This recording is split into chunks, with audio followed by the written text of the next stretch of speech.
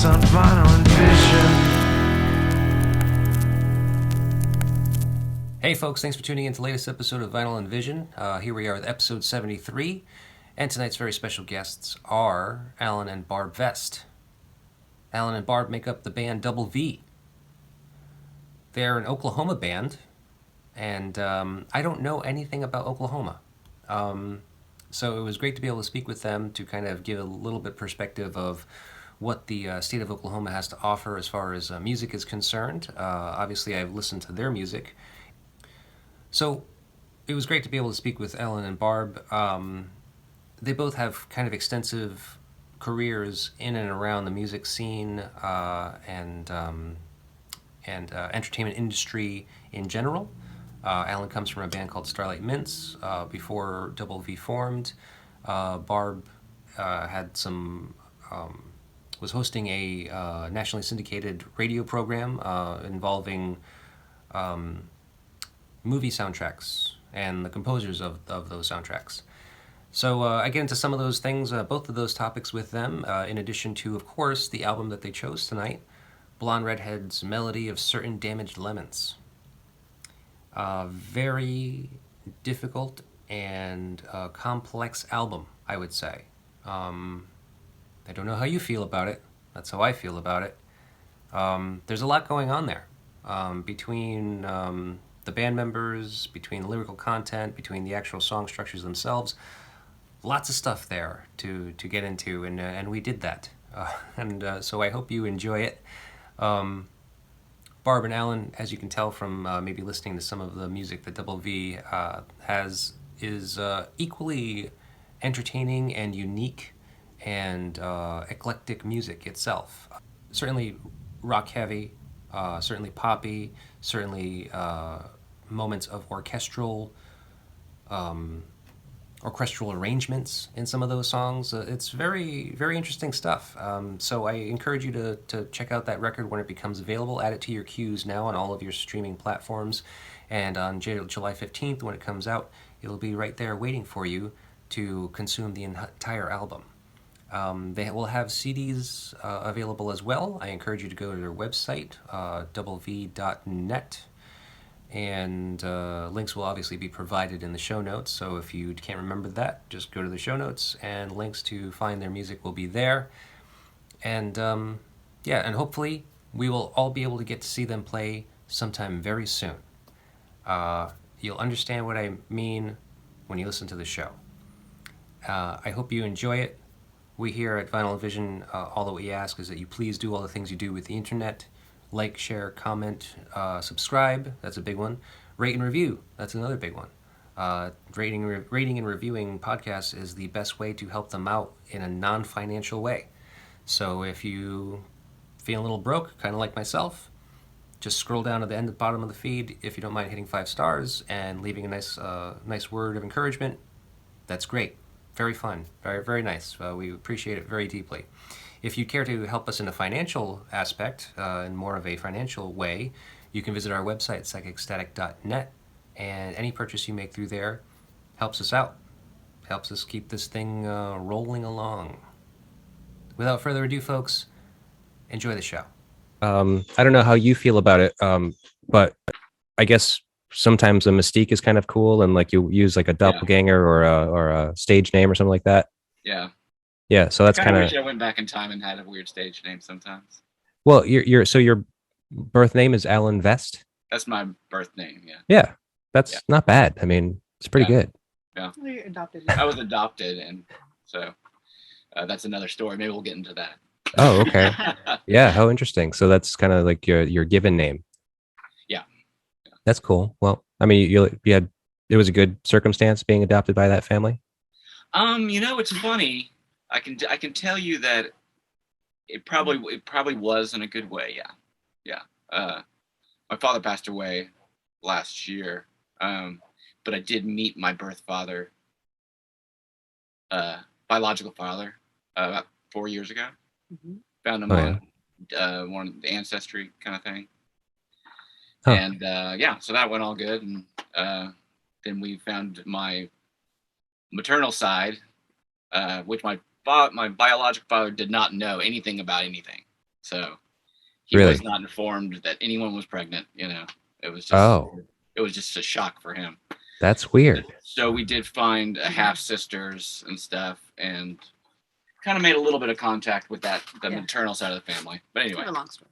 Yeah, it's interesting. kind of ongoing, So But it was interesting because you spent your life wondering and had like redacted information from his adoption agency saying that his birth mother had musical tendencies and Yeah. was artistic, and his birth father owned a record store. So, I mean, Oh. going through his life knowing that he had, some kind of musical tendencies in his genetics, I think yeah, Really it did was very important to drive a me little bit. to knowing that I had in the blood, that it was in the blood, kind of pushed Yeah. me to pursue music. Interesting. So your adopted parents, they were not musical types, not Not at artistics. Not at all. What was that like I growing was up in the oddball house? in the family. They had a piano. We had an old rickety piano that was like my best friend. Until I got a guitar at age like 12 or so. So. Oh, okay, cool. Just because I can see it now, I mean, what is this setup behind you? It looks like you're in your studio. This was the guest room here. Alan moved in about 12 years ago here to the house that I'd been living in, and this was a guest bedroom, and we took everything out of it, and he had this nice long table that wouldn't fit. So my dad and he went out there and chopped it in half, brought it up here and put it back together. We sawed it in half. Yeah. And reattached it, and you made it a little shorter so that it would actually fit in here. Yeah. Cool. There's bass traps everywhere. It's a pretty small room, but we've done all our music here, so it's been great. Yeah. I mean, it sounds great. I mean, I can speak from firsthand experience. I've been listening to all of your music. The new record that's coming out, "Treat Her Strangely." Yep. Can you tell me a little bit about that name? Like why you chose "Treat Her Strangely"? Well, it's in the lyrics of the first song, right? So it's like, in it, I mean, it just fit. We wrote it. We were looking at a yeah. few different ideas, and it just seemed to be kind of an encompassing idea. But we didn't want it to have a negative connotation. It's more like a magical thing. Treat her with, respect and mystery, and Okay. it's not meant to be like, hey, freak her out. Yeah. So we don't want people to misunderstand it that way. But right. It's just a little bit different. We thought it might catch some more attention that way. Yeah, I think you're right. Like from what I can gather by listening to the music, I've listened to, I think, everything that you have out currently. That first record, what was it called again? The Jimmy the Ripper. Fables of Jack the Rider. Jack the Rider, yes. Yeah. Mm-hmm. So I listened to that, and then the EP as well. I can't remember the names of your albums right now. Birds and Bats. Yeah, yes. All these long titles. Yeah. It's been a Now I didn't understand the discography, like the chronologic order. So which came first, the EP or the full album? Rider. The album came first, and then the EP. That was kind of a long time in the making, that album. We'd put a single out in like 2013. We put 3 demo singles out. Yeah. Like years before. Kind of local radio buzz, and then we didn't really just, got married, in 2015, and then it was, kind of like the name Double V kind of made more sense, after we got married, and then we just kind of, put our heads down and made a, Well, then we had the EP, and then we had this new one. It was sort of just a process. We thought we were gonna like make it all here, which we did make it all here, but we didn't. We thought we were gonna mix it, and then have it mastered. But then we kind of like got a little cold feet, and my friend Wes, who are we going back to the original album? Yeah, now? Yeah. Okay. Yeah, we sort of mixed part of it here, part of it in Denton, with the guy Matt Pence, who is in the band Centrodote. Centromatic, the drummer. Yeah, sorry. I know what you were doing. That's okay. I'm not good with names either, as you can tell. We were looking at your archives of who you. I've met Will a couple of times. He's a good guy. He's a wonderful guy. I've met him a couple of times too, and then of course I did that conversation with him, which was great. And that I love that band. And Matt Pence is a great drummer, and I know that he's done production work as well. So he's a great production guy. Mm-hmm. Yeah, we enjoyed. I mean, that studio there. I mean, I don't know if he owns the studio there we worked at, but yes, it was. He partially owns it, but it's a great studio. Cool. Sure. In Denton, huh? Yeah. Denton, yeah. I'll be heading there soon. That was quite a long time ago. All right. Well, so like what I was saying about the chronology of the records. So the full length record was first, and then there was the EP. And I actually, so I get, okay, so then that makes sense because I was thinking that this new record, Treat Her Strangely, is kind of more akin to the EP, the songs about cats and birds, or I'm sorry, bats and birds. Yeah. Cats and birds. I love I'm going that. to screw this all up. No, it's fine. Yeah, I mean, yeah. I mean, I think that. Well, there's less of a theme. It was more of a just one Exactly. song after one song. That it actually, the genesis of it really, our publishing company, Bank Robber Music, Rough Trade, had asked their bands to potentially think about doing cover songs that might be able to use for placements. And so we came up with this big list of cover songs, and then just thought, we don't really want to work on any of these. Let's dig into some of our own stuff. So. Yeah, we've done a Okay. couple covers for weird reasons that aren't gonna ever see the light of day. But we had a good time making this record. It was all during the quarantine, during Pandemic. pandemic. Mhm. So Right. Which is still ongoing. Yeah.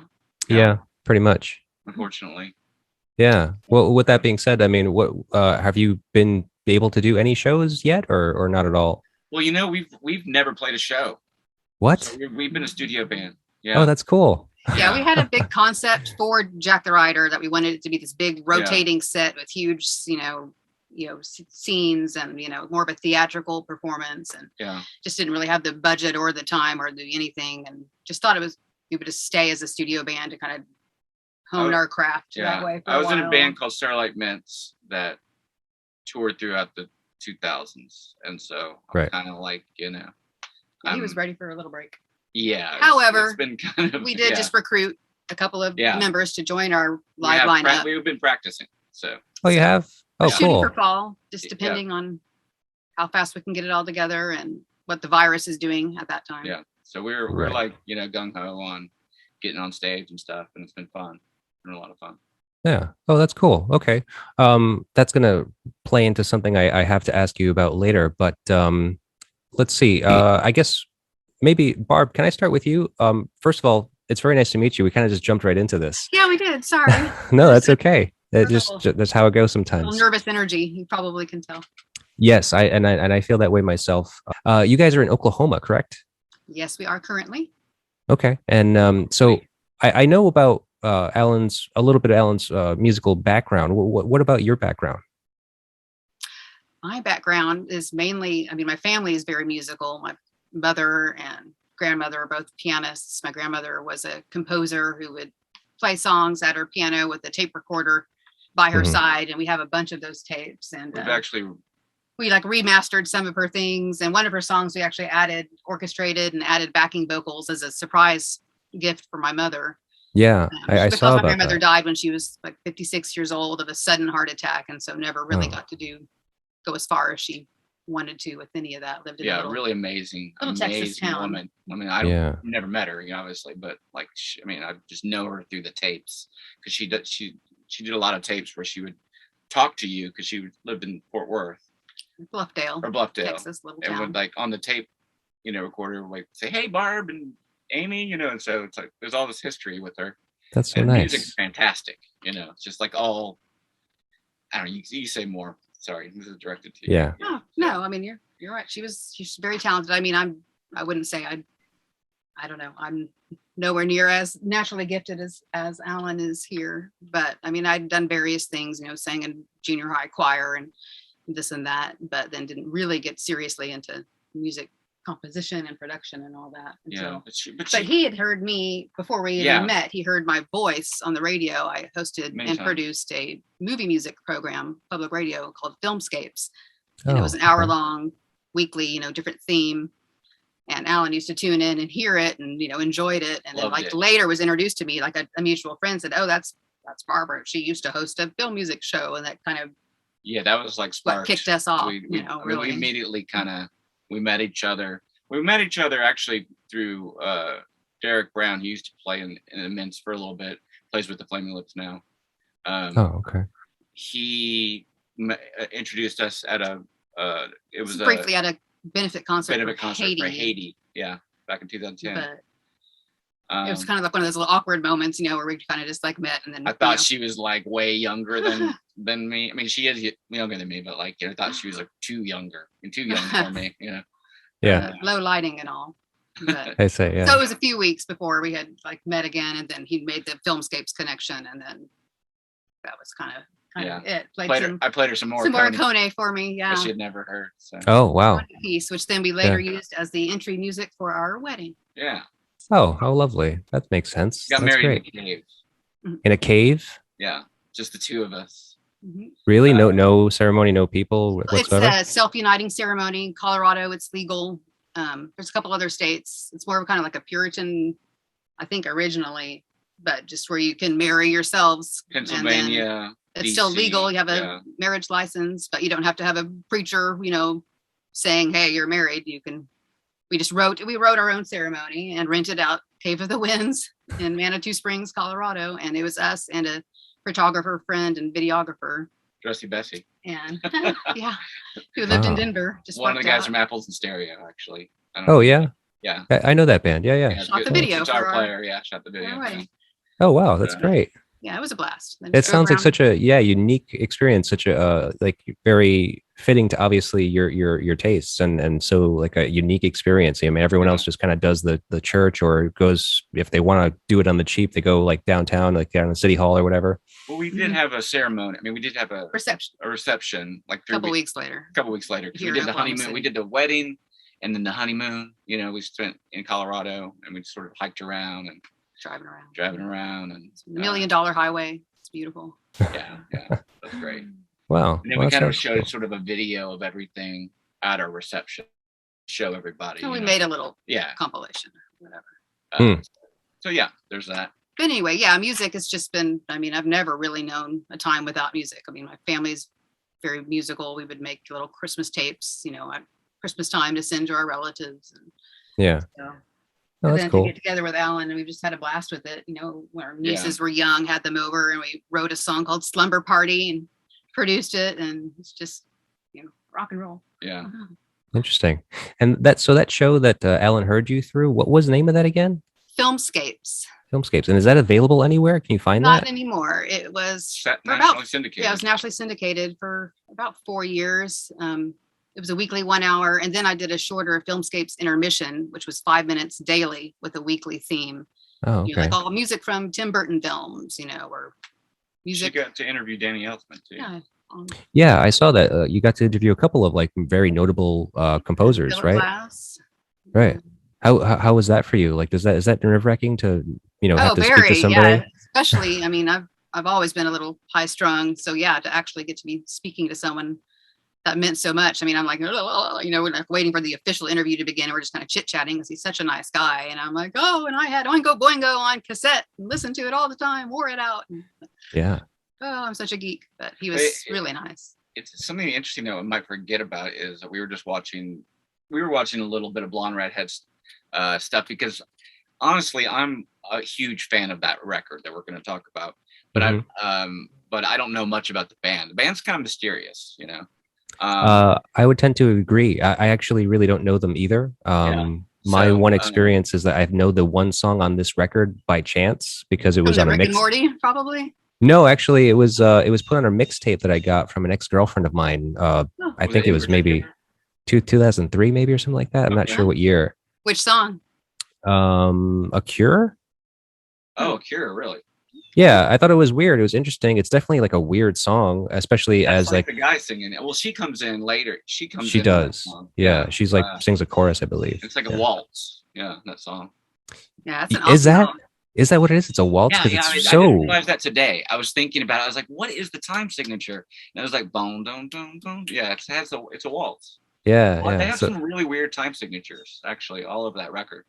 They sure do. Yeah, and that's why it's kind of hard to pinpoint. It's kind of hard to kind of pigeonhole it into some genre or some specific kind of style.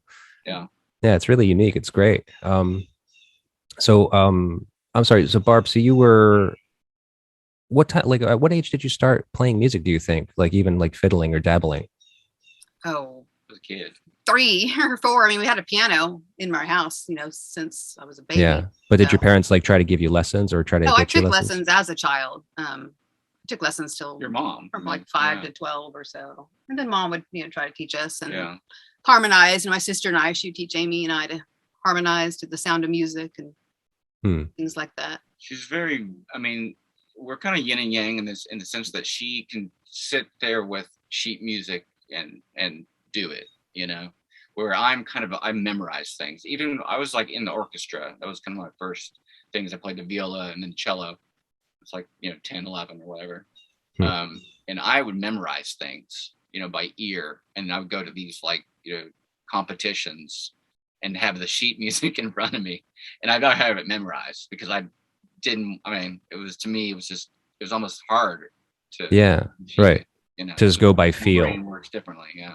Right. So you can read, but you just chose to memorize the pieces. Yeah. I mean, like, once I got into a guitar, which was a little bit after that, or simultaneously, really, that's when things started to make sense, you know, chords and theory and stuff like that. I learned a lot from guitar, but then back translated it to piano. So it's like, I'm kind of like started with piano, you know, took some lessons, didn't really get along with my teacher, then got into the orchestra, and at the same time, guitar. And then it was kind of Led Zeppelin.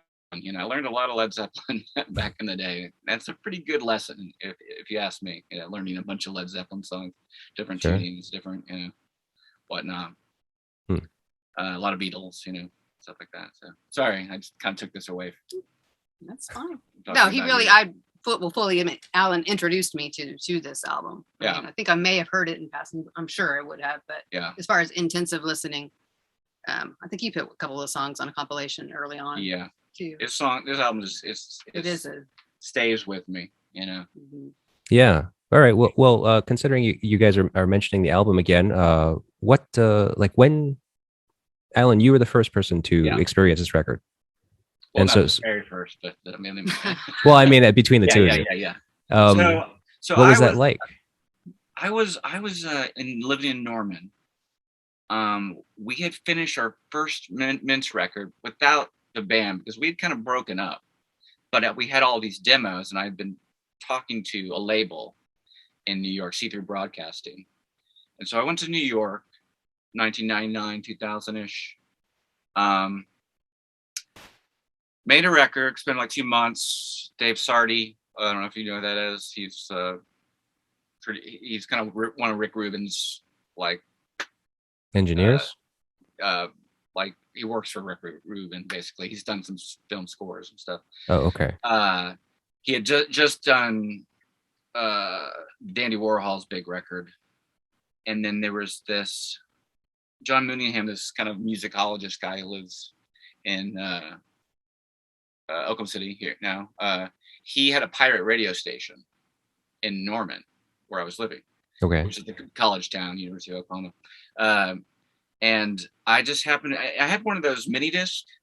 So it was like a, mini disc recorder that I would almost record some stuff. If I heard something, I'd plug it in and record it. And I had kind of like you did when people did when they were younger with cassette tapes. Sure. And I was like, what the heck is this song? I love it, And then I don't know how I found out it was Blonde Redhead, whether John mentioned, oh, that was Blonde Redhead or whatever.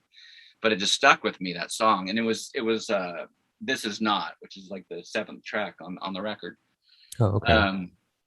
And I just loved that song. And so then, put this album out, then got the band sort of back together, recruited some people, went on tour and found the record, came out the same year as our record, 2000, found the record on tour and just fell in love with it and played it all the time on tour. So, and that was just kind of, it was me. Like the rest of the band were kind of like, they wouldn't say, hey, play that record. It was kind of just like my, Yeah. Well, so is the life of touring band where, whoever's driving. Yeah. I was always up chooses shotgun. I was hardly ever driving. Not not biggest fan of driving big bands, extended bands. So. Sure. I don't like long distances. I go right to sleep. Yeah. Yeah. The band doesn't like that. Yeah. We did a lot of all-nighters, Yeah, I bet you did a lot of gigging with that band, right? Yeah. But I mean, that CD, that it changed, like, for me, and I just had gotten a Mac too that year. So it was my first computer. I've been working with cassette 4 tracks, 8 tracks cassette, doing pre-production for all, for all of our music before that. And then just got into computer music, and really that album kind of changed the way I looked at things, because I started using synthesizers within the computer. So Yeah. and I think And that now, record has a little kind of like this underline of synth through it, yeah, and that's true. it has a piano thing too. So Yeah. And so you heard the song on the radio, and then, well, like, when did you go and get the record? Did you go to the store or something, or? yeah, I mean, I was on tour. It was really kind of a crazy time for me, because everything was like, putting out a record, getting the band together, doing this, doing that. So I definitely remember it being on tour. I don't remember what city, Okay. But it was like really kind of one of the last, because you're talking about, besides like buying CDs from friends or other bands and stuff, it was kind of one of the last CDs I bought, honestly. I mean, I Sure. bought Extraordinary Machine by Fiona Apple when that came out. That was a big deal for me. I don't know why. But those 2 CDs, I mean, I can't really think of other CDs I've sought out, Right. to Right. buy. And so now, The now you whole- introduced this record to Barb. Yeah. Mhm. And so when would that happen? That would have been Right- very early on. yeah, Yeah, we yeah. were making each other compilations, Yeah. those first couple of months, because we didn't move in. He didn't move in for about 5 months. So yeah. Yeah, Muted. I probably put the In Particular, which is that kind of the first real song on the album, the XXL Yep. song. Okay. And Yeah, yeah. I mean, that one just that one's just, and that one Gotcha. actually, that's kind of what did it for me, was when I bought the record and that first song came, well, it's really the second song, but that song came on, that just blew my mind. It was like, Hmm. I love this album, Yeah. So, I mean, that's a great song, and like, it's just probably a good introduction, because it's just so weird and like mysterious sounding. Yeah, I mean, it kind of yeah. almost feels like there's something bubbling going Yeah. on, like you're at the bottom of like a beaker or something. yeah. yeah, very And so, haunting. yeah, and so Barb, so what was your experience with that? Like, so Alan was making you a mixtape, I guess, had this song on it. So what did you experience when you heard it? Oh, chills, really. Yeah, I her mean, voice is, Kazi's voice, I mean, it just grabs you right off the bat, and then just those lyrics. I mean, of that particular song, I even wrote that particular song. The beginning of it, saying, "Lying on my back, I heard music, felt unsure and catastrophic. Had to tell myself it's only music. Blows my mind, but but it's it's like like that. that." Yeah. Just, "Ugh," It's just a song about chills, it's a song about a song almost, or I think so. Yeah. Yeah. Um, and Geez, it's brilliant. it is. I really liked it. Are you guys big lyrics people? oh yeah. As far as like when you listen, I mean, because obviously as writers, you want to convey specific messages or feeling through your music, but like when you're listening. She's probably more so than I am. I'm kind of I don't go seek out lyrics and read them I've never been that way. I've always been like, my imagination. What is he saying? Oh, could he be saying this? Could he Sure, be saying sure. this? I'll never know, maybe. I've always been that kind of like more curious, but want to keep it to myself, kind of thing. I like Yeah. to know what the artist, what they Yeah. were trying to get across. So But I think I that, find if I get a new album, I'll sit down with the lyrics or Yeah. look them up and read them the first time, just because I want to know. Yeah. Are you a big vinyl record fan? We do have. we have a a big pretty collection, big but collection. we're not big. I mean, We need a better setup to listen. This house, we've really outgrown this house, and we have crates of records everywhere, and just we're a little bit. we have a setup upstairs, and Cramped. we are in the middle. It's a 3-layer house, small but 3 layers. The studio's in the middle layer, and then we have upstairs here, which is our record player setup, TV/TV. The attic room. Yeah. The Greg Yeah. Brady Okay. setup. But I mean, because that just leads me to wonder, or like imagine, you sitting with a big record, you have the either gatefold, or you have like, some insert that you'll pull out, to just sit down and read lyrics, right? Mhm. Yeah. Except for when we're listening to digital stuff. Yeah. And then you have to. And of course, this the Blonde and Redhead, I don't think it ever. Maybe it had an album release or actual vinyl, but they did release it on vinyl a couple of years ago. Oh The yeah, for the 20th 20th. anniversary of it. version was released. I saw So that. Yeah. we need to get that. Mhm. Yeah, so it's on our list. So I was asking you about the lyrics for a reason. Maybe Barb, maybe you're more familiar with this because you are interested in the lyrics, but are you familiar with like the lyrical content of this record and kind of how it seems like it's about their breakup?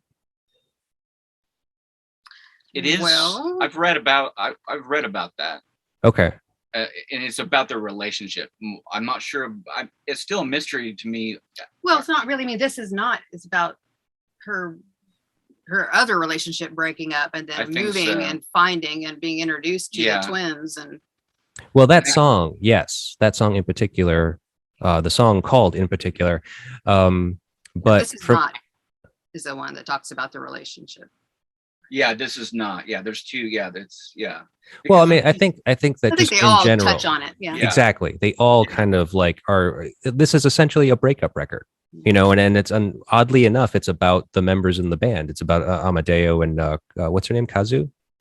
yeah. Kazu, yeah, Then it was 4 years after this one until their next record because she had a terrible horseback riding accident. yeah, Just I heard thrown about off that. and- Yeah, she couldn't sing And, because like- she got Her jaw face broken or trampled. something.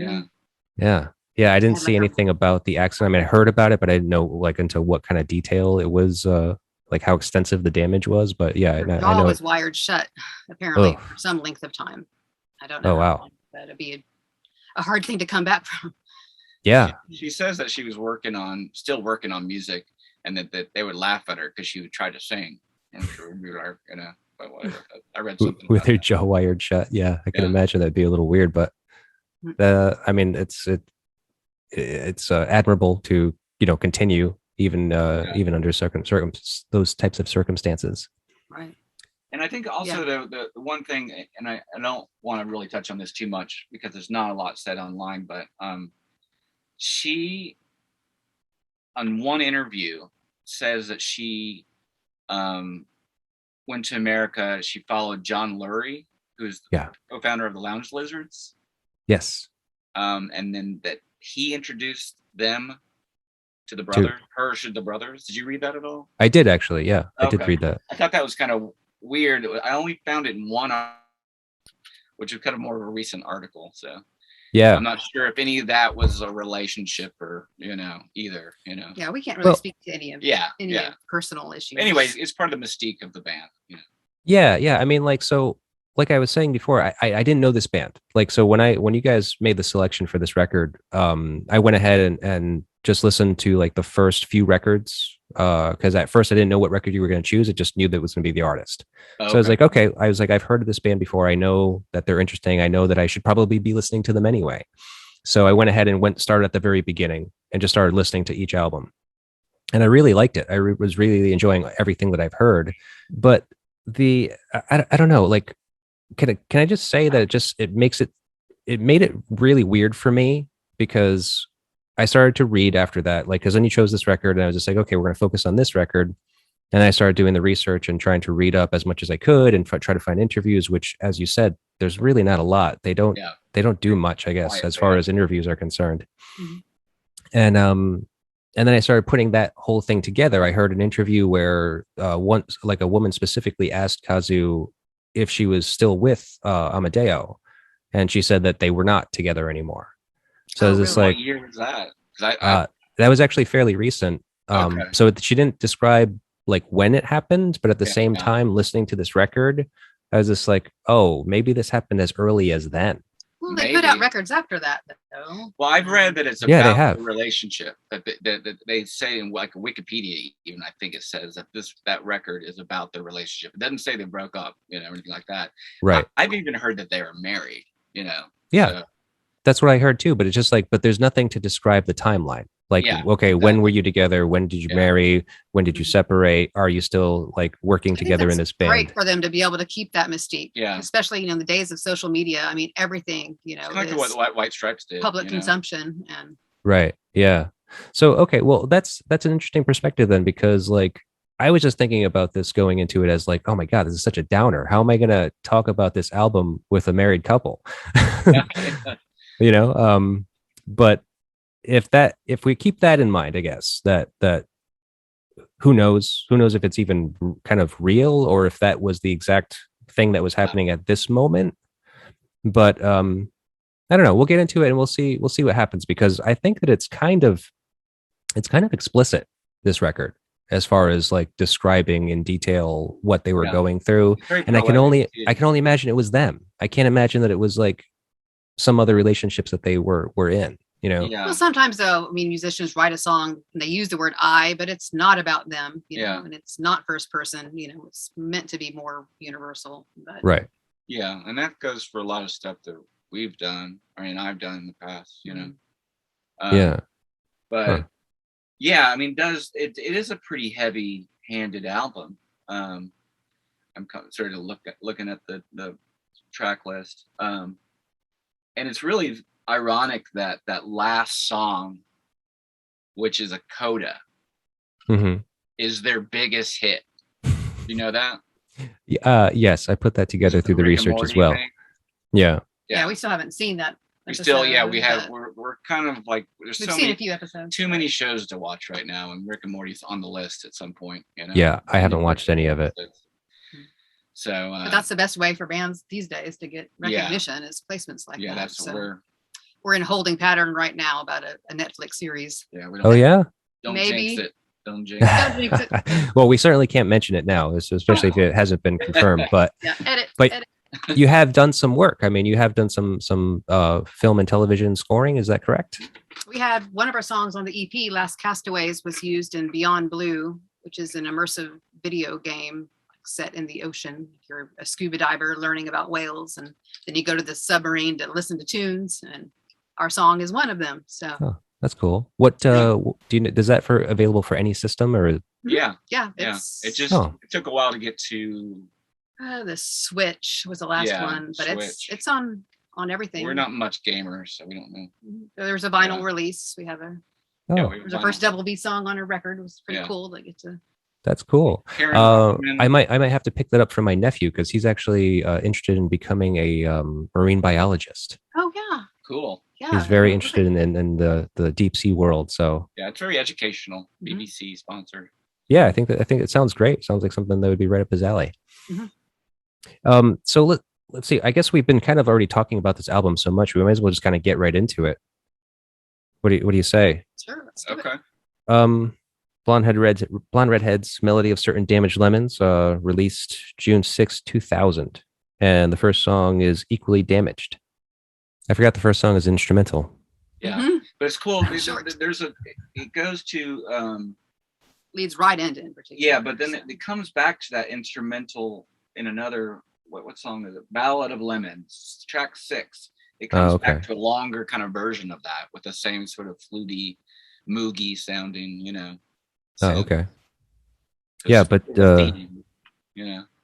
interesting. I didn't know if I picked up on that actually, but it makes sense, because there seems like there's kind of multiple themes that are kind of repeated Yeah. throughout. Yeah. Overall, I mean, for an instrumental song, I don't usually ask questions for these songs, but it's a cute intro, you know, sonically. It's seconds. Yeah, it's how many It seconds? draws you into it. Yeah, Yeah, 40. it sets the scene. I 40 like it. seconds. Yeah. Yeah. yeah, I think It has so. a like little twist at the end, like it was like, you know, like they're like messing around with tape faders or something. Right. Yeah, and it's just you know, the name being Equally Damaged, Yeah. kind of like it's kind of like right out of the box, just kind of Both of our faults type thing. yeah. I mean, it's just it's a I guess an opening statement to like maybe even what the records are going to like, what's going to come at you with this record, you know, kind of a very very interesting placement, I think. So then the next song is In Particular. How does that sound to you guys? Because that sounds pretty cool over here.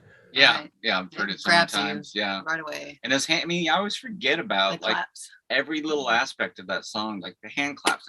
It doesn't seem like a song that would have hand claps, but somehow they work, you know? Yeah. They Um, make a lot of weird instrumentation Yeah. and kind of decisions And they're work kinda in a strange offbeat. way. It's not like it be a song where clap along, you know, it's just sort of like in the background, sort of, you know. Yeah. Well, you're a big production guy, and so I'd imagine. What do you think? Tape loop, possibly tape echo, A little bit. slap a little back bit, effect, maybe. A little bit, yeah. Speaking of, remembered that the Guy from Fugazi. Fugazi produced. produced, oh yeah, co-produced it, yeah. I don't know how to pronounce his name. Pizzicato. No, I know it's Guy, but it's a Pizzicato, his Oh, I last don't name? know. Yeah, Pichotto. Pichotto. Pichotto. Pichotto. Okay. Mhm.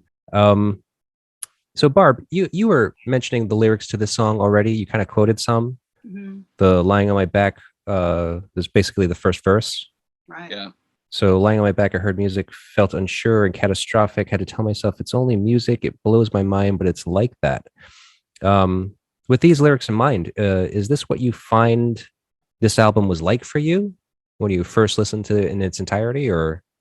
Oh yeah. I mean, it just speaks to you. I mean, just the tone, her voice, and her range and the lyrics. I mean, just all of it, and just relating to her more. I mean, I just in researching a little more for today's interview, and reading some of the things that she said, and I think she and I are a lot alike in terms of lack of comfort Oh, on really? stage. And feeling a little, a little out of sorts. But she's obviously overcomes it and does beautifully. But Right, right. Actually, that makes an interesting point because you said that you have never played yet as Double V.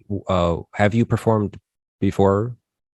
I have. I mean, in school programs, and I was in a band briefly in early college, and tribute shows, that kind of thing. Okay, But, but it was nothing nothing. you ever got comfortable with. Yeah, nothing really comfortable, and really, I mean, it was just like night and day starting to practice and getting an in-ear monitor and being able to hear myself, and that's was one of my main complaints of earlier sort of performances was like I can't even really hear myself. It's hard to stay on key. That's a big thing. It took me forever to get good So at I mean, it's that, been really yeah. thrilling now to actually, because we write and create and record our music, but it's a totally different deal, when you're doing it as a live performance. And Yeah, it's night and day a different deal, because you're trying to put all the elements together. So, I'm sorry, Alan. Same question for you. Like this song, is it with that lyric in mind? I mean, do you think? It sets Well, it up, for the rest of the song. It's like, to me, it's like, the she goes, into the chorus finally. She's XX.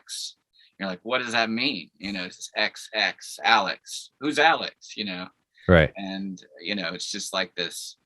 It's very poetic, and you don't really know what it is she's saying. Is it like a letter, XX, Right. I love you, kind of thing, or is it X, you're my ex-boyfriend, or I mean, Right. Well, there's that there's so connotation many now too. connotations about, and that's what I love about it. Is that it could be different interpretations. I don't know what she's talking Yeah, about. yeah. It's very important, and Right.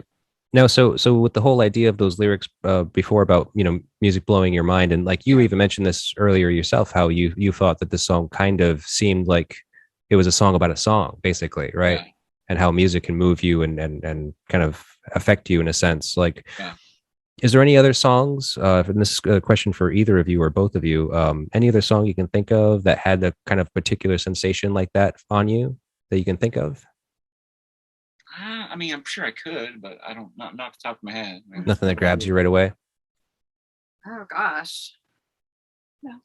Yeah, Blister 'cause- in the Sun, Violent Femmes. Yeah. Yeah. It's a different kind of grab you, but it's like We almost chose to do that album, Ooh, actually, because the Violent that's Femmes, the really? one album that we both, both passionately love and have a long history with. Yeah, sorry to um, change the subject. Sorry. No, that's Figured okay. that, but then we thought that's just a little too, a little too mainstream. common. Maybe Yeah, we would pick this one instead. yeah. Yeah, I would actually, that reminds me that I didn't even ask you that question as far as just like, why did you choose this record? Yeah, well, I'll tell you, and I'll be honest with you. Sure. We're doing another kind of similar type thing where it's called Just another interview where they asked a favorite album. yeah, that we needed to choose. and so And it's one of her favorite albums, and so then this came up, and I was like, I get to do one of mine. well, we both Yeah, I introduced this Yeah. other album, the Legendary Pink Dots, the Maria Dimension. This is going to be the album we talk about, the other program. yeah. Oh, okay. This one is Interesting. kind of the one he. I'm gonna have to study for that one a little bit, Yeah, right. Which Uh, I've seen the Pink Dots 3 times, 2 times, 3 times.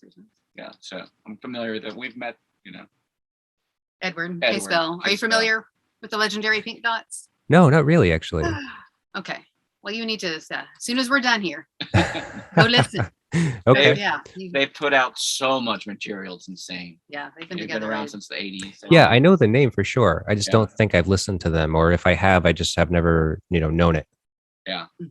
But Make a deliberate effort because you won't regret it. sure. No, I'm always looking for something, cool to listen to next. Is that would it happen to be the show that record that blew my mind, or that record that got me high? Yeah. Yes. Yes. It's that one? Oh, cool. Yeah. I don't. I've heard that some of those shows. I don't know those guys, but that, yeah, it seems similar format, whatever it's called. Yeah. Yeah. Well, yeah, we didn't even know we were going to be actually. Yeah, we thought this was exclusively audio. So we were a little surprised. But Oh. did a little research and see. Last night, thank God, I did all the research and it's like this is all on YouTube, and we're going to be on. yeah, YouTube, so everyone gets to see you. Everyone gets to see your pretty faces. That's kind of nice, though, don't you think? I mean, like, especially considering you haven't done any live performances yet. I mean, it's kind of nice to be able to introduce yourself to people, right? Yeah, for sure. Yeah, same senses.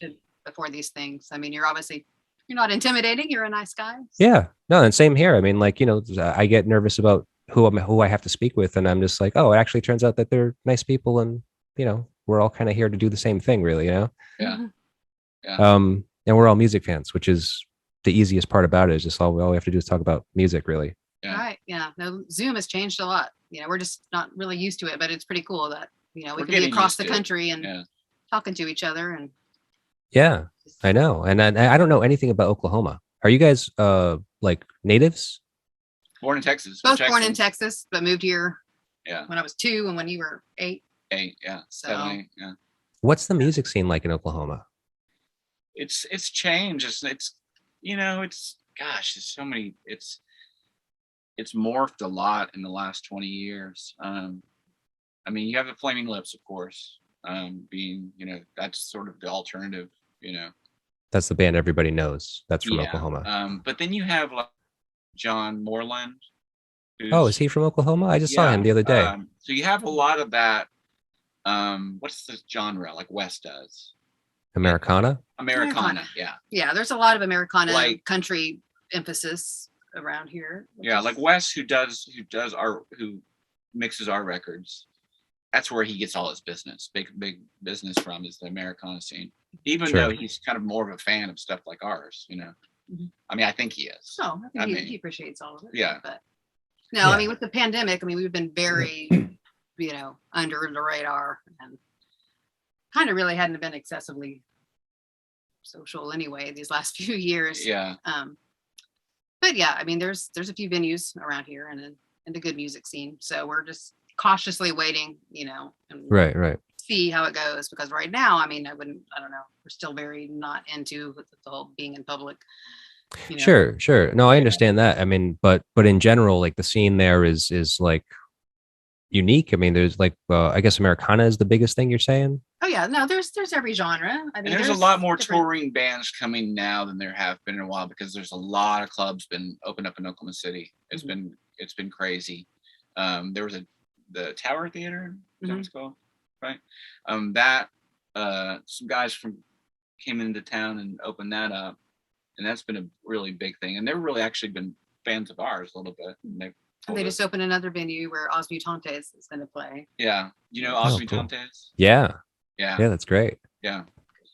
I don't think they're really the same Os Mutantes they were when they were in the 60s. But yeah, went through a lot of changes, I'm sure. Yeah. But getting to see them at all would be pretty interesting. Yeah, for sure. We're big fans. Cool. All right. Well, we should kind of move on. Let's move on to the next song, Melody of Certain 3. Oh, yeah. This is an Amadeus song. No, Simone. Oh, yeah. No. I see it. I noticed that they kind of all have credits for I think every song almost, do they? But I think the Amadeus, the guitar player, is kind of like singing on that one? Yeah. That's not what I thought. Yeah. I think he certainly is a singer. I mean, I don't know if Simone actually sings anything. Yeah, I don't think really? so either. Not live, at least. No, I don't think so. Yeah. Amadeus, the one that I'm assuming, it's Amadeo and Kazoo are the couple. And Yep. Yeah. So, yeah. Kind of Yeah. all is well being repeated in that song always gets me. Yeah. Yeah, I mean, Kind of Sonic Youthy, Lee Ronaldo-y sounding, maybe. I've heard that interpretation. Like some people have made the connection that Blonde Redhead is Sonic Youth like, and I don't. don't Maybe get I'm it. I not don't a hear it. Mm-mm. I don't Yeah. hear it either, but I'm not a huge Sonic Youth fan. I mean, I've definitely listened to some of their records, but I don't necessarily think I hear that. Well, Mhm. the thing with Sonic Youth, I was a huge Sonic Youth fan for a while. And Lee Ronaldo's songs are a lot different than Thurston's and Kim's songs, I think. Sure. Well, that'll and- happen whenever you have like, multiple Yeah. songwriters in a band, I Yeah. mean, And they're all kind of, with Sonic Youth, you have these weird tunings, and they're all kind of like, they tune their strings to like the same notes and then octave lower notes. And so but Lee was more,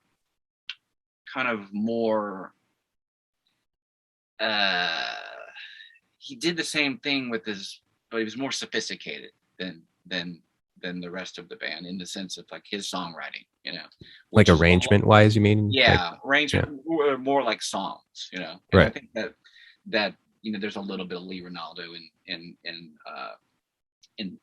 Amadeo. Is that? oh, okay. Yeah, Amadeo, correct. Yeah. And Steve Shelley, the drummer from Sonic Youth, produced or recorded their first or something. He had something His to do label. with- His label put out the first record or first. Yeah. So there's a Yeah. connection there. New York. Yeah. Right. Yeah. Especially because it was, very noise rock like, Yeah. and obviously Sonic Youth that's kind of their jam. Yeah. We saw Sonic Youth 2011, 10. Yeah. And That's it's New York, and Brooklyn Park, somewhere in Brooklyn. Yeah, Prospect Park. Prospect Park. Yeah. Oh yeah. Well, that's Yeah. cool. Free show. It's awesome. Tons of people. I bet. Yeah. Especially a free show in New York. Yeah. Mhm. Let's see. So by the title, I assume it may have something to do with the band's relationship with each other at this time in their career, because it's a melody of certain three, obviously it being a three-piece. Yeah.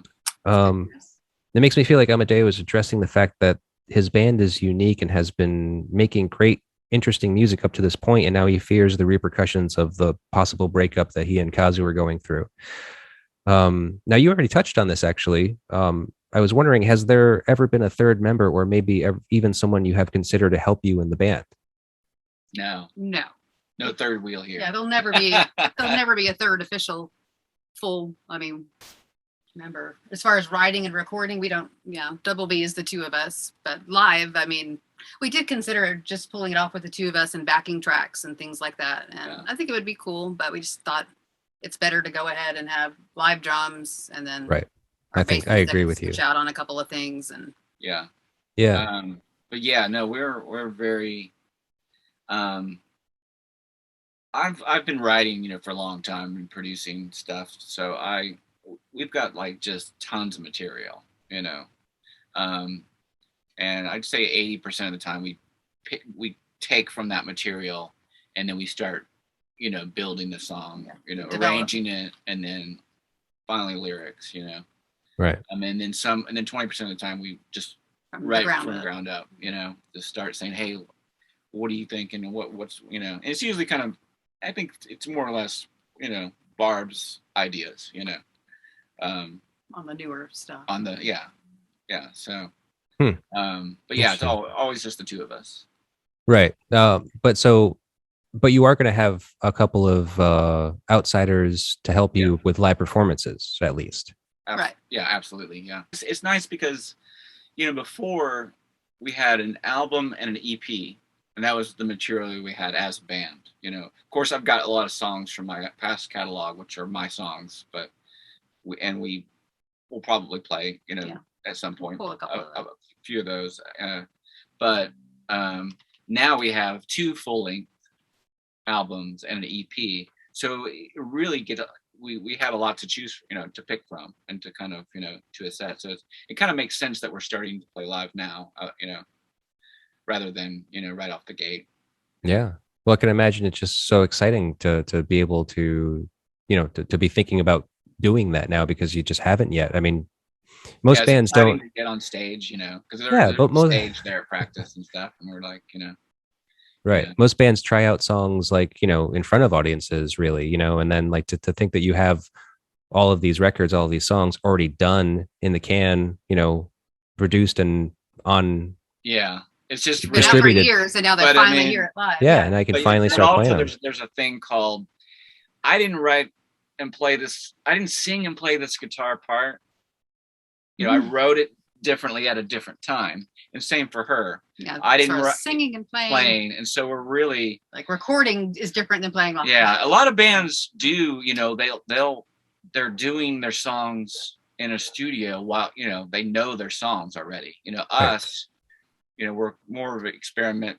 We experiment in the studio and we put these songs together, but we don't necessarily even.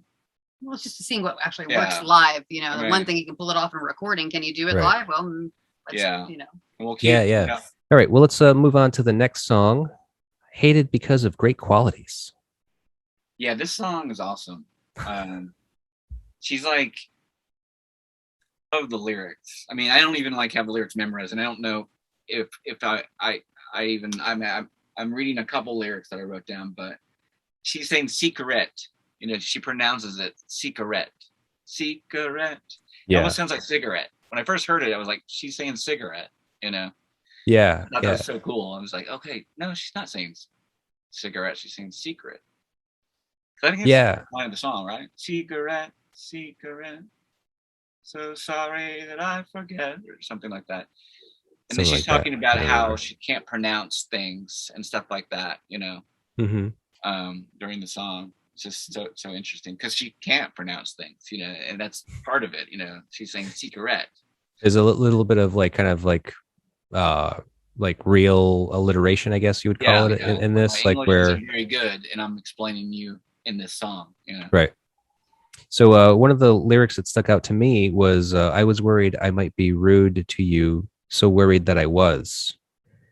And that sounds to me like the most direct connection to the title, Hated Because of Great Qualities, because I think, the majority of the lyrics for the song is really kind of like this weird scathing, relationship thing.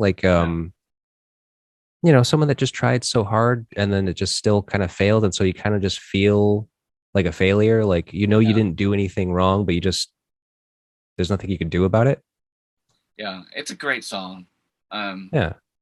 I'm just kind of imagining it in my mind right now. That's right. That's the end of the chorus. It's so be it, right? Yep. Yeah. Yep. So yeah, it's a lie to serve the truth, and I'm still guilty. Yeah. I missed, so be it. Yeah. Yeah, I mean, pretty scathing, I feel. Yeah, mysterious. Very and really sparse. minimalistic. I mean, it's just drums, and then just straight up chords. Song. Very, Yeah.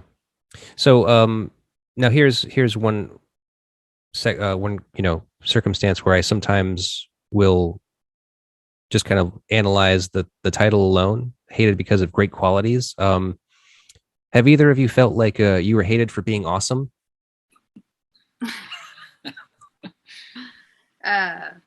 No. all the time. Sure, I've been hated for lots of reasons, but I wouldn't call that one of them. Right. Well, but seriously, I mean, has there ever been a time where you felt someone was maybe envious of you? Sure. I don't know. That's kind of a tough question. But I mean, not often or whatever. I think that when you're in an artistic endeavor of any sort, because even looking at this as being being a podcast, being any kind of public platform person, right? You are you can be scrutinized by people, and some people take that. Some people can be envious to a degree, be just jealous that you have this thing. You guys create great music. You have 2 full length albums and an EP under your belt already. Do you think there's is there ever anything like that, or I guess you probably don't even consider it? I don't think that we consider it to a degree. I mean, I think people, it's just in human nature, Sure. And you kind of learn to turn it off and not really pay Yeah. Right, attention. it's all kind of turned off Absolutely. at Yeah. our ages. I mean, Yeah. we are what we are, and if people like it, great. If they don't, great. Yeah. You know, I mean, it's kind of a different world now. Anyway, the post-Trump world is different Yeah, permanently in terms of the way we relate to each other and it's true. you know, the Yeah. things we've been put through. You know, the pandemic being as bad as it was solely because people making idiot issues out of it. You know, like, oh, wearing a mask, oh, getting vaccine, no way. You know, so Right. it's a Yeah. different world now. Right. But we are so intertwined and interactive with each other because of social media and stuff like that. Like so I mean maybe that is the answer to this question. Like, have you seen anything through like social media? Like, do you get any? Have you ever get any like stupid bonehead comments on anything? Yeah. But nothing big, but yeah, like a meh, you know, that kind of thing. Like, you know, someone like, you know, Yeah, just immature, Yeah. stupid things. Right. Yeah, we just not a lot though. just I let mean, roll off of us. Yeah, I not a mean, lot though. I mean, That's good. We've been kind of lucky not to have a lot of that that I can recall. I mean, I'm Yeah. being honest. you know. Right. No, Yeah. we haven't had a lot, but That's I mean, good. Sure, it'll I mean, increase in the future if we get out there a little bit more. But we Yeah, we're ready for it. right. And unfortunately, I mean, like the more you get out there, you know, in public, regardless of what it is, whether you're putting out videos on YouTube, whether you're out performing live, whether you're putting a new record out, it's always up for scrutiny, and it's like bound to happen eventually. Yeah, You know? absolutely. Yeah. It's a sure like ratio of numbers just being Yeah. like, well, the more output you put, the more, you know, output you put out there, the more someone's gonna rag on it. What's a really weird thing that I've been through is,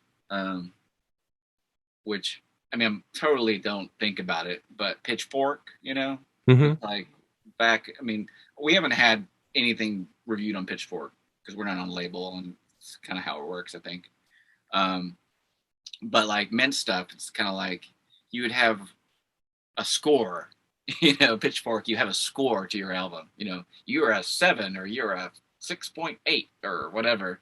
Right. But then you have the article, and I've gone through the whole like, well, the article makes it sound like you hate us, but the number sounds like you like us. You know, and I've had the opposite of that too. You know, where the number, you know, it's like praising it, but then the numbers lower than you know. So there's a lot of that kind of mind trip, sort of like, you know, just don't worry about, you know, what this publication is saying or this Right. yeah, person is our saying. music is not for everybody. Yeah, we know absolutely. Yeah. Sure. Yeah. And nobody's is Yeah, for nobody's- everybody. yeah. That. Mhm. All right. Well, let's move on to the next song. Love Despite of Great Faults. Who's I talking heard you about- say that it's Amadeo. It's one of his Yeah. songs. That's a good point because I realized that that it's almost like every other song is Amadeo and Kazu. Yeah. And Like they they're just come like trading together. off. Yes. Yeah, every Amadeo. other song is like switching off from between Kazu and Yeah, Amadeo. which is fitting, you know. I think just so. I one mean, it's kind of like trading off, like almost Yeah. like they're going at each other on this Yeah. thing. This song, I've always said, oh yeah, it's got the Beatles thing, you know. How so? What do you mean by the Beatles thing?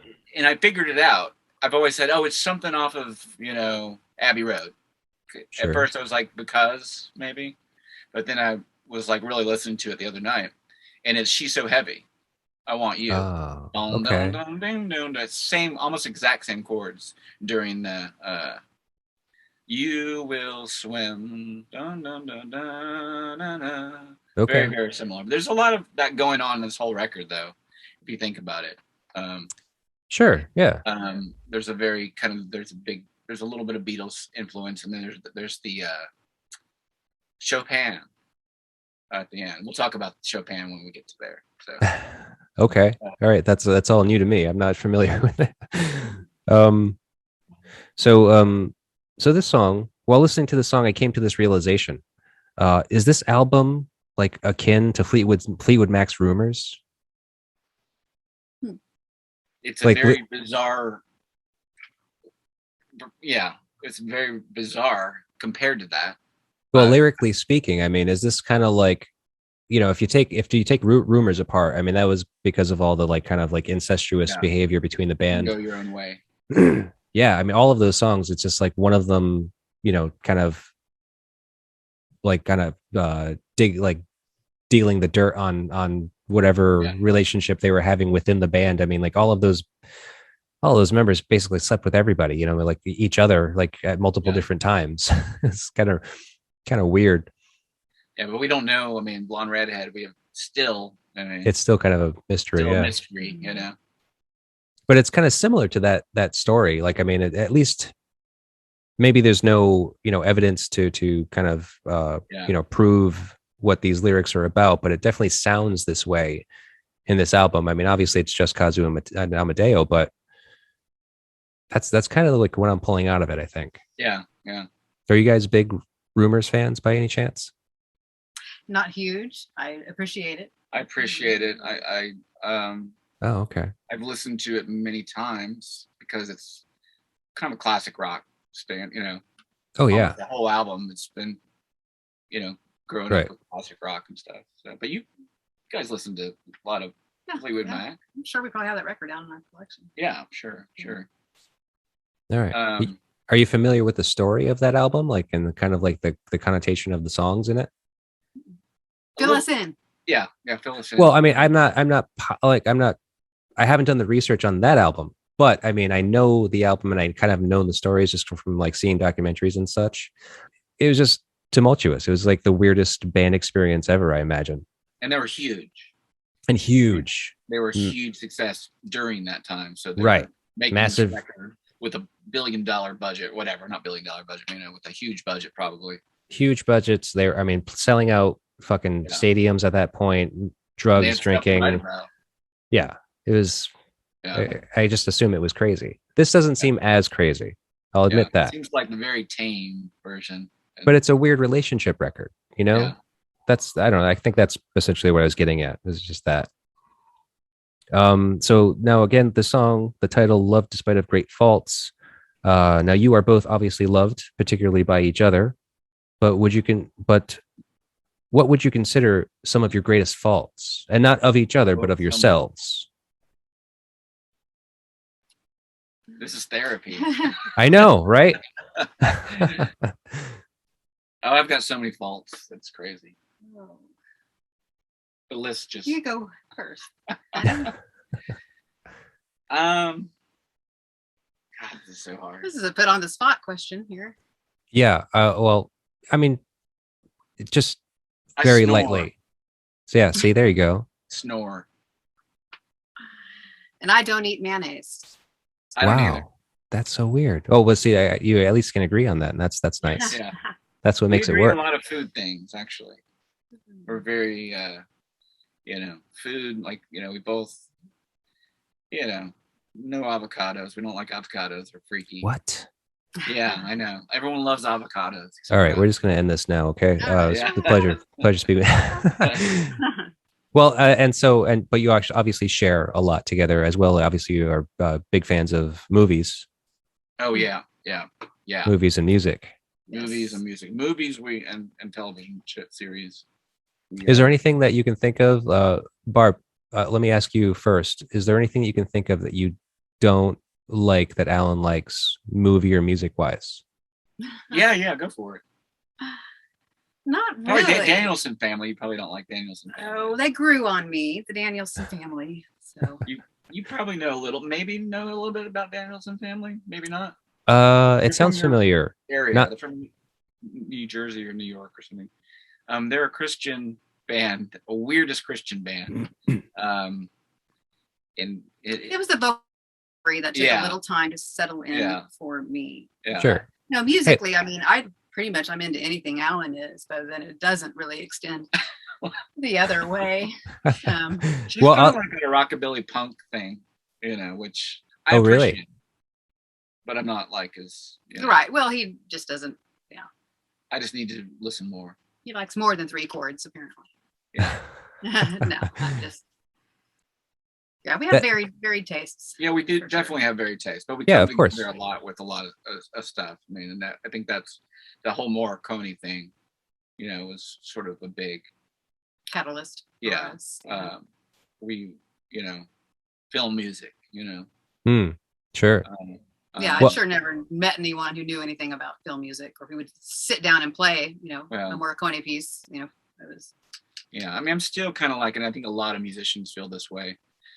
I mean, I want to be a film composer, and that's Mhm. kind of like a dream job of mine. Not that I pursue it, but I dabbled in it a I've little bit. dabbled in it. I've dabbled in it and definitely have invested in it, and with things. So Hmm.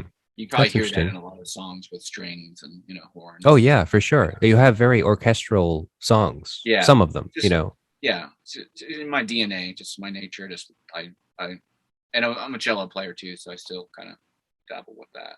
Cool. I'll just admit this to you that I am married and my wife is a Fleetwood Mac fan. Okay. And that's the only reason why I know Fleetwood Mac, because before her, I would never listen to Fleetwood Mac. Oh, really? I despise that band. Oh, Yeah, I mean, like I just never really dug it. And then, obviously we got together and started to date and then obviously get married. And that's the only band she really cares about. Like she's not a music fan. Oh, really? Yeah, so I turn her on to like anything that that she likes aside from Fleetwood Mac has been because of me.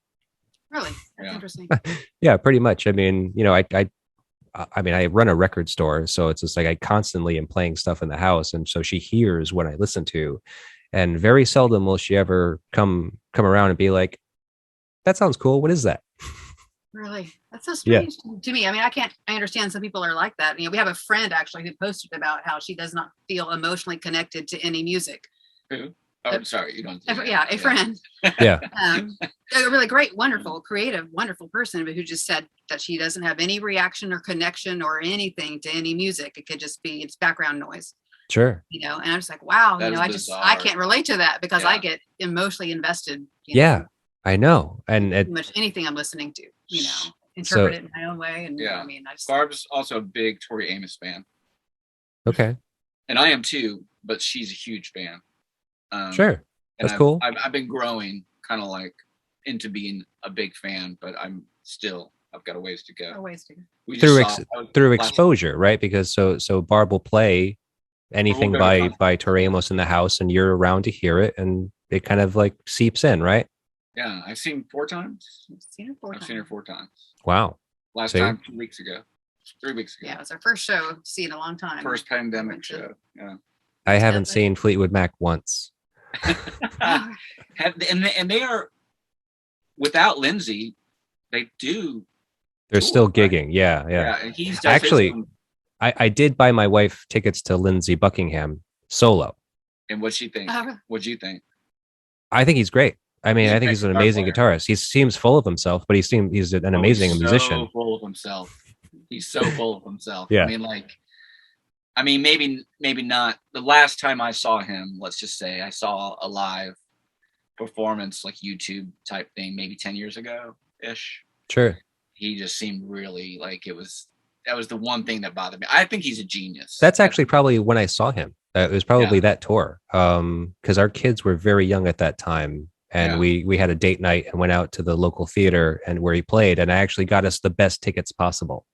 Like minus the backstage pass, like meet and greet thing. I got us the best tickets. And like we Was were it like a 6-piece band, 5-piece band. no, it's just him by himself. Okay, this was a whole band. I think it was Austin City Limits where I saw. Oh, what I okay. saw. So it would have been a full band, Weird. big All right. deal. Yeah, So well, it was just him alone, and like we literally like got up to the front of the stage, and just like there was a moment where everyone kind of just like got up out of their seats and like came up to the stage, and people were just like had their hands out, and like he would just like give high fives and stuff like that, but he just narrowly missed the two of us. oh, Yeah, so close. heartbreaking, but it was the closest she's ever gotten to him, so I was thankful for that. That's sweet. Yeah, and she enjoyed it, and I enjoyed it too. Actually, I really did. Yeah, she got to meet Tori Amos once. Once in Yeah. Toronto. Yeah. Where Yeah. we found out that his Oh God. Starlight Mints, they were in Toronto the same time I was a few years ago, before Alan and I ever met. They were playing a show in Toronto Yeah. the day before. There's more or to the story after. to this too, and I'm not. Yeah, gonna we go probably into- like walked right past each other. Or something. Yeah, there's more to the story what I can't go into about this, but it has a little bit to do with the breakup of the band. Starlight Ah. Mints. What? Okay. Yeah. Yeah. Well, that's all I can say. Sure. I had nothing to do with that. However, this No, but Sounded a it little- has nothing to. You have nothing to do with that at all because we haven't Dude. met. It was Tori Amos. She did it. Yeah. No. Well, yeah, we were playing in Toronto. Yeah. So yeah.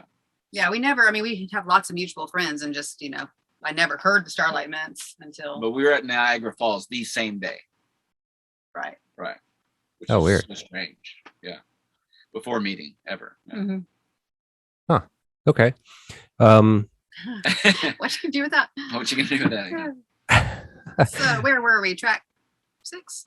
Yes, we're going to move on to track 6. Well, actually, that's instrumental, so we're just going to skip it. The Ballad of Lemons. Oh, okay. Yeah, it goes with the intro. Yeah. Yeah. Yeah. So this we'll is just go ahead. not- My favorite song. This is like what the first song I heard. About leaving everything behind her. And then Yeah. moving Right. on. So this is not, I mean, yeah, it's a great poppy, fun sounding song. Yeah. Right. Yeah. To me, it should be like the most hits, like of all their songs. I think it's like, well, the in particular is such a good song too. But this is like the song that just reeled me in. I heard it and I just like. It certainly has a hook. I remember, Yeah. where I was, what I was doing, that kind of thing. Oh yeah. And what was that? Chores around the house. Yeah. Okay.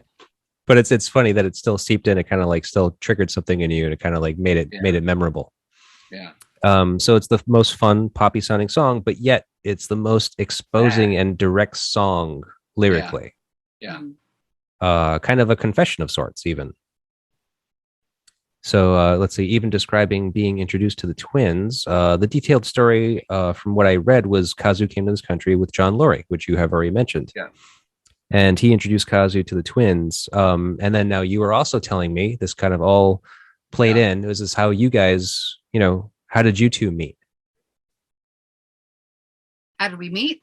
Yes. Yeah, we had the Haiti benefit We- at a we- local venue, and then Yeah. But we didn't really, that was just sort of like quick meet. That wasn't even like a yeah, that was real- a quick introduction. Yeah. It was the And- first time.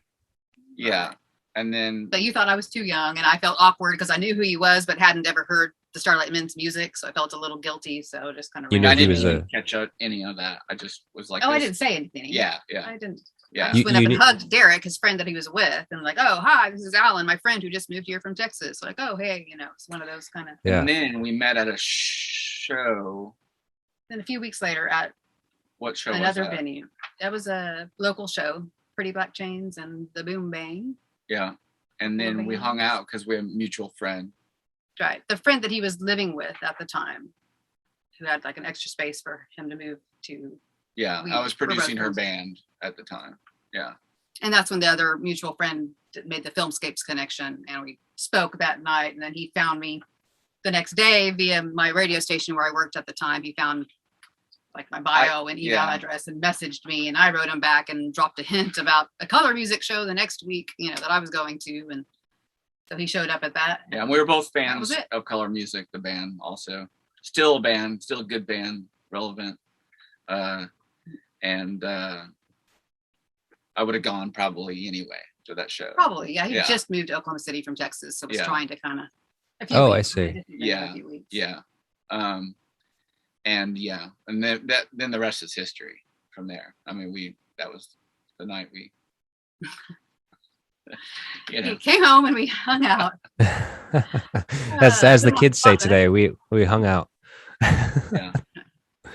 Okay, well that's interesting. I mean, and then like my follow up question was was there anyone that introduced you? And obviously there was, right? I've already mentioned this. Derek Brown. Who you said he was playing with the Flaming Lips now? Yeah, he's like he plays with the Flame Lips. He's also kind of like He's a multi instrumentalist. He's a very talented guy. and great guy. Yeah. It was, Huh. Do looking you back, think? I mean, I wish we would have talked longer that night, and that I wouldn't have felt so awkward and run away. Yeah. But And I hadn't seen Derek in a long time either. It worked out the way he was. needed to. He had toured with us for about a year in the Mints, playing piano and guitar. Yeah. Do you think So- Derek had any ideas in his mind introducing you to, or was it just like, I think hey, I know her and It was very random. Yeah, Yeah. no, I don't think I would have to ask him, but no, He I wasn't. think He it wasn't was- playing matchmaker. No, it was a very random night. I mean, would always, take photos at shows, and no. It was pretty So I pretty was running around with crazy my night. camera. I wish I would have taken a picture. It's like I hadn't been out in a while, and there's a lot of friends that night I hadn't seen in a long time, like Trent Bell, who we recorded most of the Starlight Mints records, and Stephen Droz of the Flaming Lips was there. Oh, cool. And I hadn't seen him in years, and so it was like I had lived in Texas. I don't know if we talked about that. Yeah. I'd lived in Texas for a couple of years before that, so I was kind of coming back home, kind of thing. So anyway, Okay. Interesting. Well, we should just move on to the next song, which is A Cure. So, as I have explained to you already, the first that was This is- song you put on the mixtape. this is the first song I ever heard by Blonde Redhead. Yeah, and it was put on a mixtape for me by a girl I was dating at the time. I don't remember what year, 2003, I think. Pretty stellar mix, which turned me on to a few things I didn't already know about. What has been your experiences with the lost art of mixtaping? Well, I mean, you've got playlists now, Yeah, but that's not the same. it's not the same at all because I don't share. I mean, I think it might be for some people, but not. I mean, I have like 4 playlists on Spotify, and they're only because I found this song. I remembered this song. You want to put it somewhere where you can remember it. It's like huge 100 long playlist. So Yeah, I miss the cassettes because I would make them all the time, design, little yeah, covers. and Yeah. CDs. Just fill them up. I would make CDs. I would make her CDs. You made- A couple, and then when we got married, we had The reception mix. we made CDs for our road trip for our Oh yeah. Yeah. CDs to listen to on the way there and back, and yeah Stuff like mixtape. that. Oh, okay. mixtape. and anytime we do something like that, we'll usually make a themed mix. to Right. listen to. But it's been a while since I personally made anything like that. I mean, same here. I mean, I actually did make my wife a mixed CD before we were married, when we were still kind of Yeah. fresh, young relationship. Which I guess that was pretty good for her too. I guess, yeah, she's learned some stuff off that mix and stuff that really has kind of grown with her and kind of become part of her, I think.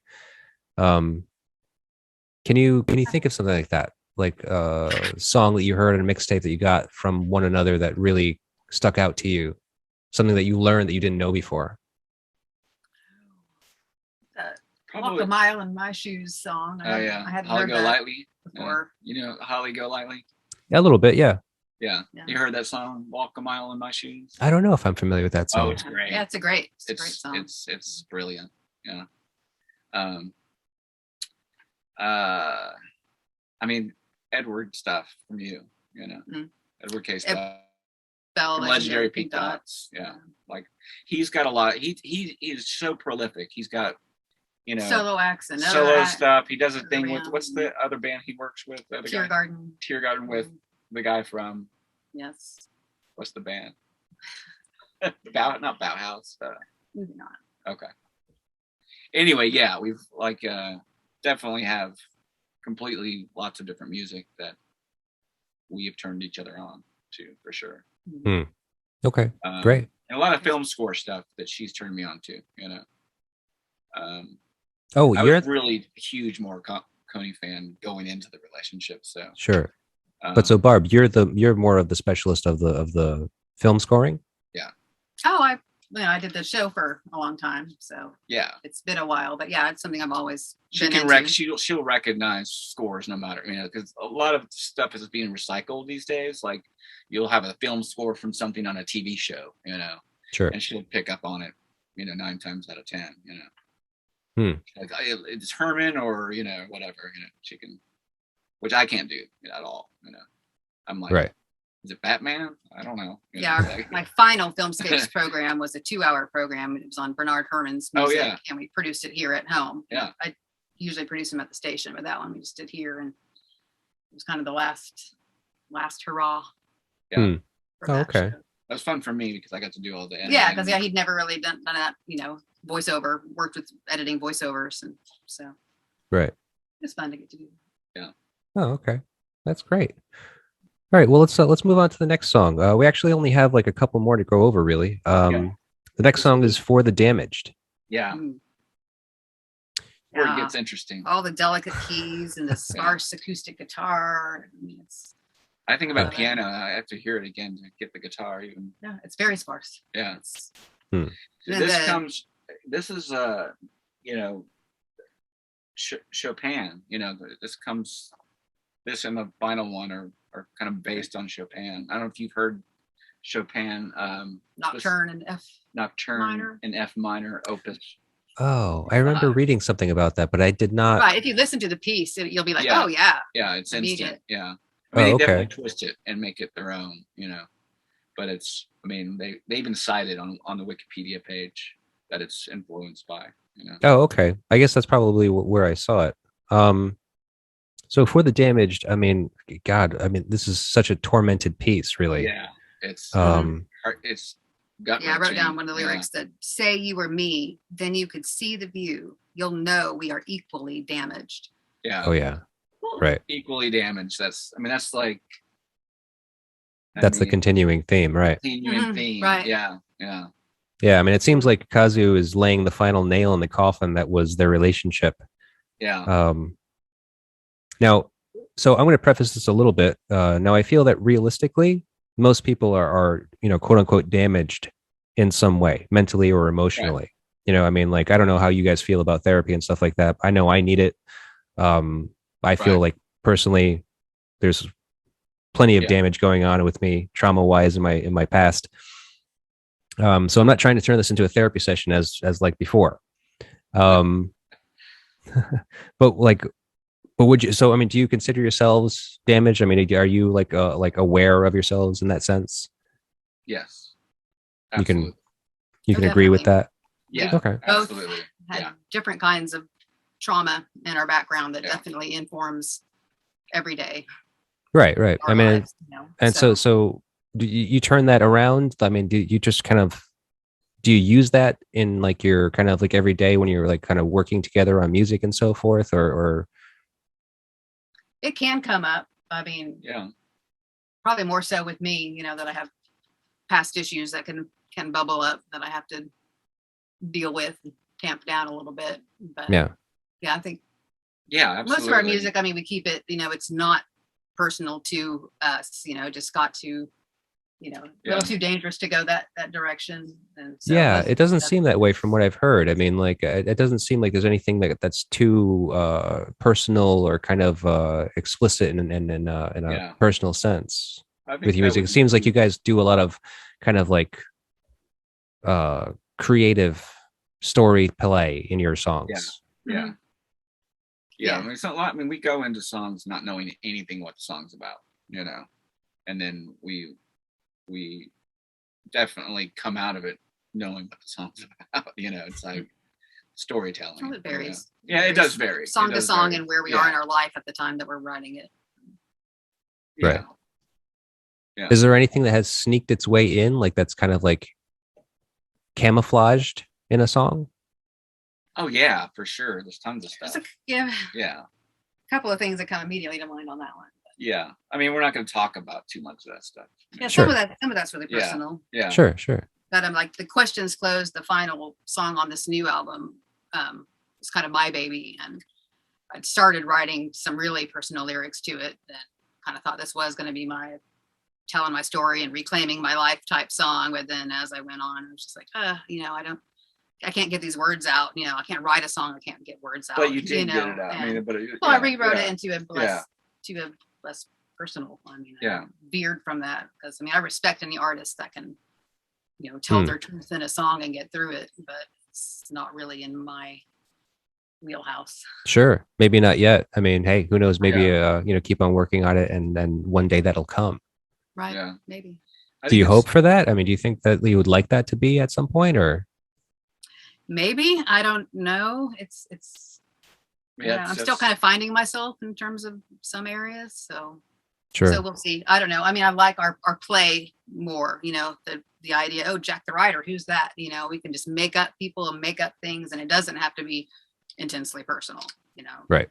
So Yeah, and it's fun. I mean, your music is great. I mean, it's so reminiscent of so many things, you know. Like I can see that you guys kind of have a lot of influences. Like some of the things that stuck out to me as I was listening to all of those pieces was you know, Bowie, Beatles, Pixies. There's probably a few more there that I kind of just didn't like nail down. Yeah, those are all legit. Oh, that's cool. All right. So I was right. Perfect.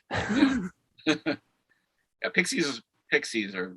We saw Pixies together. My first time, your second time, or first time? Yeah, second time. Okay, and that was right before Kim left. You know, like 2013.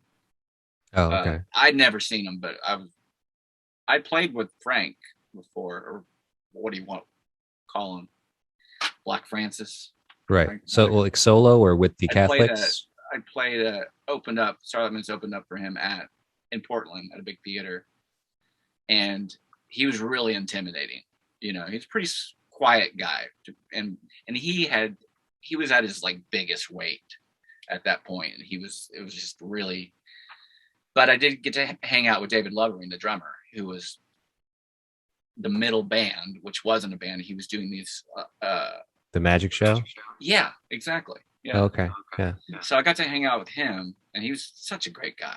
I'm such a huge fan of theirs. You know. Oh yeah. Me too. I mean, how can you not be? You know, it's like I don't know how anyone cannot like the Pixies. You know. Hey, takes all kinds, I guess. Yeah. But All right. Well, let's move on to the next song, Mother. Ah, yes. oh, the punk rock. What Post punk. I call punk rock rubbish. But it No. goes. You don't into- like it? Oh, I love it. I love it. Okay. But it's just like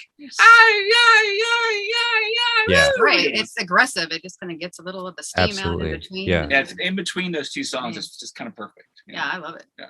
Yeah. No, I really love it too. I mean, it's a kind of a great return to their punk noise rock roots. And Got some me great beats. personally, I'm a noise rock fan. So Yeah. this kind of was like pulls at my heartstrings, especially because I listened to those first records and I was just like, oh, this is great stuff. I really like this a lot.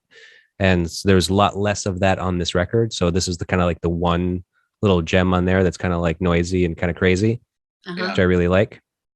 Right. Kind of completely unintelligible. I mean, you can't understand what she's saying. I don't think she even understands what she's saying. Yeah. But who knows? Yeah. Yeah, I'm not even sure. Like I found some lyrics to that song, but I can't even match them up. I don't know if it's accurate or not. Yeah. It's hard to tell when on the internet you look up stuff, you know. Right. I don't think they put any of their lyrics on the album, as I recall. CD. Yeah, I wonder. I don't know. I wonder if they would for the, you know, for the I have record the too. CD somewhere. It's just, you know, It's buried in something. Yeah, it's buried. Sure. So- Yeah. Who listens to CDs anymore? It's Yeah. Me. so I don't know why it's called Mother. Unless it's short for motherfucker. I don't know. Yeah. I can see that. Yeah, maybe. I mean, considering all the other I've read content, and a if you little look bit at the about lyrics, Her upbringing, you know, something her mom wanted her to not be an artist, like not be a musician. She grew up in Japan, Yeah. and her grandfather was a violinist. Yeah. Definitely music in the family, and she played classical piano and stuff growing up. She's probably pretty well educated, you know. I would think too, but I haven't read anything about it. But Yeah, I can't figure this song out really. I mean, like lyrically, there's only a few lines. You pay for that. You're wrong if you think it was alone. I'm on to you. You're fading out. You wrong if you think I'm alone. I will never fall. oh, really? Okay. That's what I found. I mean, like I said, I can't match them up. I can't really make out her singing those words, but that's To me, it's according. just, what I think about the song is it's like the bass is like going. Yeah. Kind of doing that the whole time, which is kind of this chaos, you know, thing, which I love. Yeah, it's so noisy. I mean, like I said, I'm a noise rock fan. It kind of hits for me. What is your big like noise rock bands that you like?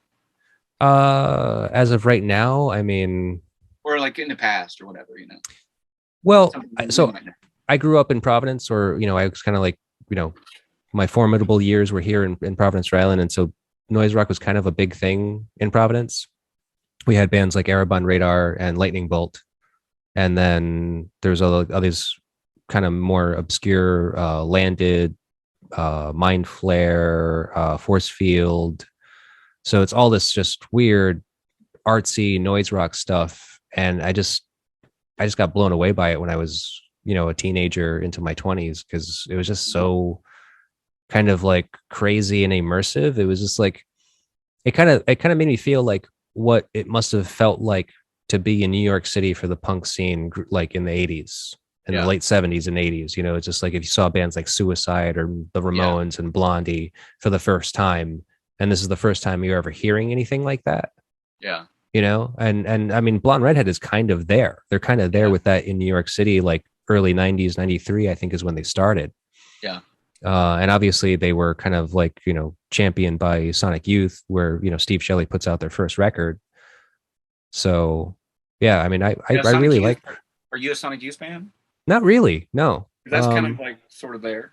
I mean, Kind noise. of, kind of Yeah. is, but it's not as really powerful, I don't feel.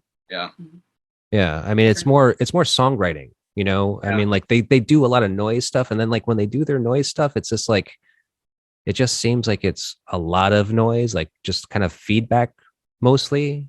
It doesn't seem like there's so much structure. Like Lightning Bolt and Erebon Radar in particular, I can see structure, I can hear the structure. As a matter of fact, it's actually Lightning Bolt, Lightning Bolt in particular. Um, I really love them because they just seem like they're like a metal band. So I'm They're a writing metal down band. these bands. Oh, you don't know these bands? You don't know like Lightning I've Bolt? seen I mean, Lightning Bolt. She They would played know more Oklahoma than I City. do. I've seen him before. okay, yeah, they're amazing, and especially their early shows, like when it was just the two of them, like, and they would never play on a stage. So like, you could get crushed, like you because there was nothing around them. There was no, it was Did they just have them in a club, the two of them on a floor. Because even if when they would play on like even if they had a stage option, like they opened up, or actually technically they headlined for Sonic Youth. Sonic Youth invited them to play at a theater over here in Providence at the Strand, and they didn't set up on the stage. They set up on the floor. So Sonic Youth played first, and then they were like, "All right, thank you very much, ladies and gentlemen. Here's Lightning Bolt," and they just immediately went into their fucking set. now? How many? Now are Cool. they? How many? Yeah. People in the band? Two, just a Just- bassist and drummer. Oh, okay. So Yeah. would the drummer just played up front? I mean, they don't really have an up front. Never. It's just the two of them next to each other. Okay. Yeah, and it's just like, and they just get surrounded by people. Well, this used to be. Now they play on stages actually, but Well, that's cool. yeah, it was just so intense. It So was you just think- really, Yeah, it's Cool. been a long yeah. You just YouTube them. Just watch some of their old They're videos. still doing it? They're still doing it. Yeah, yeah. They actually Yeah. were just on tour recently. I want to check it out. Kind of like the White Stripes. Do you ever like the White Stripes? I liked them. Yeah, I listened to that the first couple of records. Well, not first mainstream records, I guess. Whatever that one was called. I forget what it's Yeah, I was called a- now. I was a fan before the four of those they broke. We actually played with them at the what's the place called in time. L.A. Los Oh. Angeles. What's the big small club in Los Angeles? Troubadour. Troubadour. Oh, cool. So and they hadn't broken yet. They were still playing, Oh, that's cool. doing Jolene and playing their first two albums are great. Yeah, I don't think I've listened to them yet. I mean, they're like, great. yeah, I'll go back to him. I certainly Yeah. will listen to them. I mean, I kind of appreciate Jack White at this point, and like I will definitely listen to what he does. Yeah, it's only one of the main, mainstream things that I can appreciate. I think is, real mainstream. Yeah, that's because you knew them before they were mainstream, and then Yeah. I mean, well, I'm assuming that. I mean, like that's what I would do, and that's kind of the same thing with like Lightning Bolts. It's like I've loved them for so long, and now like they're this like big band, and I don't really, I haven't really listened to the last new record, but I mean, I still know I love them. I would still go see Yeah. them. It's weird how that happens. Like when you have bands like Blonde Redhead, for instance. Like Mhm. every time they put an album out, I'll listen to it. I don't necessarily listen to the whole album, but I'll listen Just, to, like, I think their last album is one of my favorites, actually. It's oh not yeah, nearly as good as obviously this one, but we're talking about. Um, but I don't particularly like, yeah, their other albums don't particularly grab me, you know. Her voice Mhm. grabs me, but I mean, they don't grab me like that album. There's just something about this album, And but Right. anyway, my point is a lot of bands in my past that I've liked, I do the same thing with, Like, I mean, I've been like back when Dinosaur Jr., you probably like Dinosaur Jr., right? Yes, dear. What? We've talked about that before, Okay. I mean, but we don't need to. their first two records were great, and the first three records are great. And then, well, Lou left, then Yeah. did his thing. So, but like a lot of those bands that, grew up with, it's like, I think it's sort of a natural thing for, people to like sort of levitate away from, bands. Yeah, yeah. Yeah. Well, bands also change, I mean, it's like, and I think Blonde Redhead is a good example of that because I actually haven't listened to their newest records, but I listened to the one after this one. I forget what that one was called. And 23, was it 23? Misery is a Butterfly. Misery is a Butterfly, I think. Yeah. Yeah. And That's so probably and most acclaimed, like, I mean, yeah, I think this is probably their most popular because of the Rick and Morty thing. right. Uh, Right. But I think acclaim wise, Misery is a Butterfly is what all the writers will say is their best album.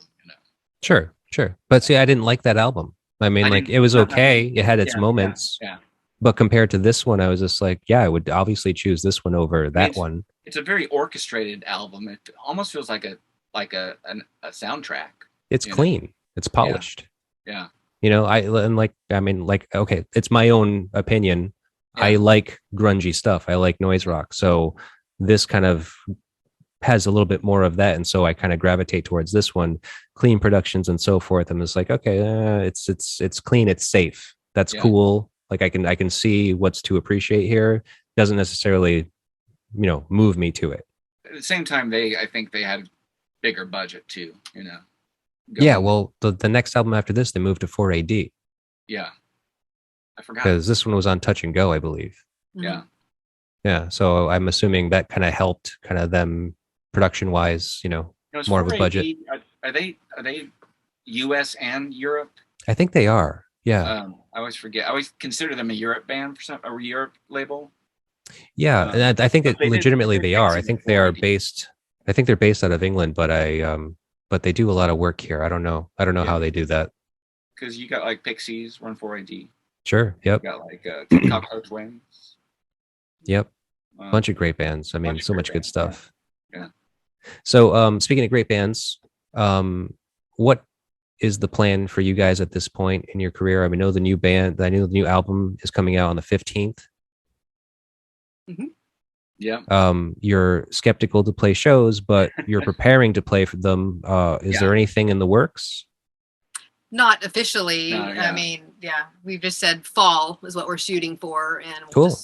We'll just wait and see. I mean, Yeah, we actually have been a thread going on between all the band members. Sure. Going, well, we can't practice too hot. What do Yeah. you want to do? So we're kind of like, thinking outside the box, trying to at least. Well, we figure may out- end up like renting a space or something because I Yeah. mean, the main issue is our drummer. I mean, you've got to have a space to practice drums, and he's had no opportunity really He to. doesn't have he can't practice at home. Yeah. So Yeah. But so what about the possibility of touring? we would like to. We're open to it. It's really just financial. Yeah. We can't. We're at a stage in our life where we really should have more savings and retirement and that kind of thing starting to be built, and it's not. So this is kind of the last blast, Yeah. and we'll see Hmm. how it goes over the next year Yeah. or two. I mean, the thing is, what we'd like to do is jump on a tour, like have a good live show, someone can see it, be an opening act for somebody, Sure. and try to sell some That's a great merch and idea. stuff. you know. And Right. I think we have enough contacts to do that, you know. Right. And so what about the new record? How is it going to be coming out? Quietly. Yeah, I don't know. I mean, we debated various, have a listening party, have this or that, but I mean, it's too hot to be outside anywhere, and we don't really want to be Pandemic still inside going with on. lots of people anyway. So we're just Right. it's just going to be kind of a quiet release, So- interviews and reviews and things. And Yeah. then we'll just, So keep in mind that we mixed this record over a year ago. Okay. it was So- finished about a year ago. So it's like we thought pandemic stuff would be, you know, Clearing up by then? yeah. I mean, it has to A little degree. bit. Yeah, yeah. No, I mean, it's getting better. Yeah. So we're still. I mean, there's still that, you know. Right. And we waited. I mean, Well, there are a lot of other issues Yeah, going on. Both of my parents fought cancer battles over this Oh. last year. We Oh, I'm had, sorry. like they're both doing well. At Good. this I'm point. glad. There were days in between hearing that my mom's cancer was cleared and my dad being diagnosed with throat cancer. And so we've been just especially cautious, not wanting to make anything harder on them than it already was, in terms of Sure. sickness and illness. And Right. Okay. so now that they're kind of coming out of that, and the world is looking a little brighter to us, it's Yeah. a little easier to start thinking about the future and being a little less. I Yeah, mean, we're always going to be cautious. I and mean, we're I very, don't think- we're very, very close. Family, you know. Yeah, With our Okay. family. So of course. And then the family comes first. Sure. yeah. Make sure that they're Um, safe. That's good. So So we'll see. It's kind of one day at a time right now. I mean, we're Yeah. like we said, we're waiting to hear about this Netflix placement, and if we get that, don't exit. it could really help with visibility, and streams and things. Because unfortunately, it's not really about the music these days. As far as journalists go, they look at your streaming numbers, they look at your social numbers. The music. Yeah. Well, okay, that's like Yeah. How weird. after the fact, and we Yeah. don't have great streaming numbers. We don't have great social numbers. We'd rather be working on music than worrying about a cute video for TikTok, or Sure. whatever. It's just not in Yeah. our DNA. Even though we know it's. I mean, a little goes a long way when it comes to placements. Like this placement would be a pretty big deal for us. Yeah. So, Sure. Sounds Um, great. Well, you guys so- are always working anyway too, and I really love that. I really admire that. You're both kind of true bohemians. You're working at your art all the time, and that's kind of like what you do only. That's specifically what you do. Yeah. Yeah. Like you That's teach, public you give radio. lessons too, right? Stuff like that. yeah. Yeah, we do other little things to keep afloat. But Yeah. I got my lessons tomorrow. I get a couple brothers. two brothers doing bass and guitar lessons. Yeah, their dad's a drummer, and so Family I'm band. not sure what their plans are. The brothers don't seem to. I mean, I don't know, but they're cute and they're taking it Talented. seriously and very talented, and I'm excited to teach them. It's really That's great. really cool. Yeah. And so now, Yeah. so the album Treat Her Strangely, what formats are you going to have it out on? Digital and CD. We would Okay. like to re-release everything on vinyl someday, but since it's all self-released, we just don't have. The The tour budget. stuff happens. Sure. we might decide Yeah, to yeah. go merch. Plus, there's a vinyl. terrible delay on that if you weren't aware. Right, Yeah, Yeah. yeah. 6-7 one of months at those least at things- this point. So right. It's one of those things that we realize we're not going to make any money off of vinyl. Right. You don't make money off of vinyl, but so we're trying to maybe someone will We just don't want to give up any more rights than, that's one of the reasons why we stay self-released. I mean, we thought about looking into a label, but it's just, the percentages that everybody takes. You have distributors and you have, the various people in the background that take little cuts here and there. Yeah. So right. try to Yeah. keep it as DIY as we can. Yeah, I mean, the thing is also no one wants to sign a band who doesn't tour, so we haven't even been looking into labels, unless we decided to tour. So, Right. I mean, we might decide to label in a year, so we'll see. I don't know. Hmm. I don't know that it's necessary at this Yeah, people, point, budget, to get our name out there that far. So we appreciate every opportunity Yeah, like this absolutely. one, for sure. Yeah. Well, thank you very much for doing it, for taking the time. I really appreciate it. Good. But we do need to get going anyway. So I'd just like to say, it's been a pleasure speaking with you both, and it's been a great honor for me. Great honor for us. We really Yeah. enjoyed meeting you. We will take you out for a drink next time we're in your neighborhood. We plan on doing that's a goal of ours is going East Coast. I mean, we've been there before to New York together, but we've Yeah. never done the whole East Coast. Like I have a Okay. relative, a new half sister that I've found that Oh, has cool. visited us here, but in Delaware. So Sure. and so we are planning a trip sometime. Okay. up Well, east. So we'll honestly, definitely give you a please ring. look me up. You know, I will. You're very welcome. I will host you here in Rhode Island, the great state of Rhode Island. If you care to do any surfing, have any anything like that, any kind of seafood, you're welcome to it here. Awesome. That would be awesome. And our door is open in Oklahoma or wherever we end up. Okay, that sounds great. I will keep that in mind, and I will reach out to you guys. Awesome. Well, thank you so much. James, No thanks problem. so much. Yeah. Thank you. Appreciate it.